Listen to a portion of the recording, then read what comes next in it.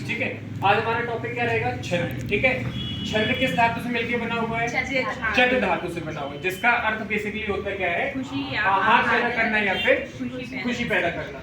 अब छंद जो है हम आज मतलब अभी से चालू नहीं करे हैं पढ़ना। छंद जो एक्चुअल में आदिकाल से यूज हुआ है। जैसे वेद, अपने वेदों की संख्या कितनी? 4। ऋग्वेद, यजुर्वेद, सामवेद की क्रम से सामवेद, अथर्ववेद। ठीक है।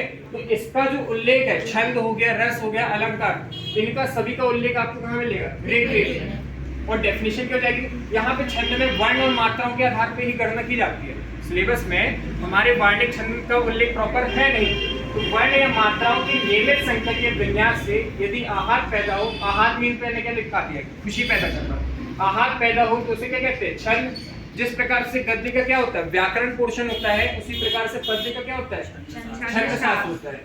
अब ये पहले भी अपन पढ़ चुके हैं। गद्य मीन्स क्या है? पैसेज वगैरह जो हम यूज करते हैं, इसका प्रॉपर एक व्याकरण होगा। पद्य मीन्स जो पोयम, कविता, जो कवि कहना चाहता है वो अपनी बातों को बताने के लिए हम किसका प्रयोग करते हैं? पद्य का। फिर बात करते हैं छंद के अंग। छंद के अंग कितने होते हैं? 7। छंद के अंग कितने होते हैं? 7। अब जैसे याद करने में दिक्कत हो, छंद लिखना, छा मीन्स क्या होता है? 6। और उठा के अपन ने क्या लिखा है? दा। तो मतलब इसकी मात्रा एक मात्र 6 और एक कितना हो गया? 7। सभी जीवन में भूलेंगे नहीं। फिर एक आता है चरण। पहला क्या है? चरण या फिर पद। दूसरा होता है वर्ण या मात्रा। तीसरा संख्या और क्रम। चौथा गण। पांचवा गति। छठवां यति या विराम। और सातवां होता है तुक। अब हम इसमें विस्तार से थोड़ा ये पढ़ेंगे कि चरण मीन्स होता क्या है। अक्सर क्या होता है, कोई भी छंद पढ़ेंगे तो यहाँ पे 2 लाइन में लिखा रहेगा। तो ये जो कॉमा लिखा है, उसके बाद पूर्ण विराम, फिर कॉमा, फिर डबल पूर्ण विराम। इसमें ये होता है पहला चरण, ये दूसरा चरण, ये तीसरा चरण और ये चौथा चरण। ठीक है। और ये पूरी जो एक पंक्ति होती है उसे बोला क्या जाता है? दल। ये लिखा मैंने। पंक्ति में हमेशा 2 मिलेगी और इसको क्या बोलते हैं? पंक्ति को। पंक्ति इज इक्वल्स टू दल। अब यहाँ पे पहला और तीसरे चरण को क्या बोलेंगे? विषम। और दूसरा और चौथे को क्या बोलेंगे? सम चरण। ठीक है। चरण की बात खत्म। फिर बात आते हैं वर्ण और मात्रा में। अब वर्ण और मात्रा क्या होता है? वर्ण में क्या होता है? सा स्वर सहित होता है, मतलब स्वर भी रहेगा और व्यंजन भी रहेगा, काउंट हम करते हैं। और मात्रा में हमेशा क्या करते हैं? हम स्वर को ही काउंट करते हैं। तो यहाँ पे देखिए दोनों को हम लिख रहे हैं हस्व। वर्ण और मात्रा कितने होते हैं? 2। एक होता है हस्व, एक होता है दीर्घ। आ, ई, उ और री ये हमेशा एक मात्रिक होते हैं। मात्रा के आधार पे हमेशा क्या एक माने गए हैं। फिर यहाँ बात करते हैं बड़ा आ, बड़ा ई, बड़ा उ, ए, आई, ओ और औ। ये हमेशा द्विमात्रिक होते हैं। हमेशा जब आप मेल्स वगैरह देंगे ना तो यहाँ पे आपको मात्रा ऐसे दर्शानी पड़ेगी। जहाँ एक मात्रा वहाँ खड़ी डंडी, जहाँ 2 मात्रा वहाँ एस इंग्लिश का।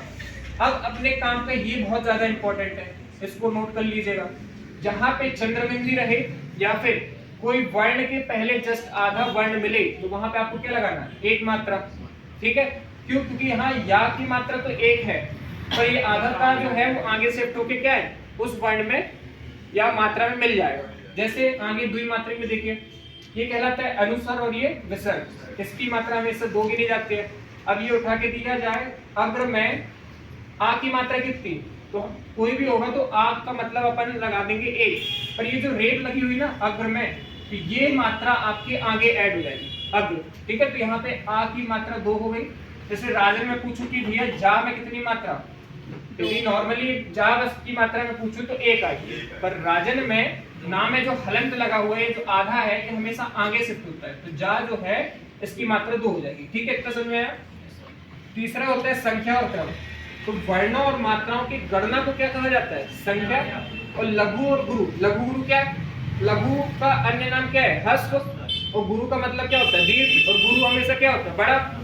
ऐसे याद कर सकते हैं। ठीक है। लघु और गुरु के स्थान निर्धारण को क्या कहते हैं? क्रम। क्रम हमेशा सीक्वेंस वाइज चलता है। संख्या हम कहीं से भी गणना कर सकते हैं। ठीक। अब एक होता है गण। गण मीन्स क्या होता है? समूह। गण मीन्स क्या होता है? समूह। और इनकी संख्या क्या है? 8। अब हमारे सिलेबस में लगभग वार्णिक छंद नहीं है, फिर भी हमें एक नॉलेज होना चाहिए। एमपीएससी में ये पूछ लेता है कि गणों की संख्या कितनी? 8। एक कोड होता है यमाता, राजभान, सलगा। ठीक है। और गण की हमेशा खास बात होती है कि 3 के पेयर में चलते हैं। जैसे यगण पूछूं तो यगणों का मतलब क्या हो जाएगा? यमाता, ये 3 का पेयर चल रहा है। माताराज ऐसा करके जो बोलेंगे माताराज, तो ये क्या हो जाएगा? मगध। देन इसमें तगड़ का मतलब क्या हो जाएगा? ताराज। ऐसा। ठीक है। फिर बात करते हैं गति। छंद को पढ़ने का प्रवाह या लय क्या कहलाती है? गति। जिस तरीके से छंद का जो फ्लो चलता है उसे बोला जाता है गति। फिर बात करते हैं यति और विराम। अब आप कहीं ना कहीं गति को कहीं तो विराम करेंगे ही, मतलब यदि हम कोई छंद बात कर रहे हैं तो कहीं ना कहीं आपको सांस रोकना ही पड़ेगा अगले सेंटेंस को बोलने के लिए। तो वहां पे हम जहां रुकते हैं उसे बोला जाता है यति या फिर विराम। सातवां होता है तुक। तुक मीन्स क्या होता है भाई?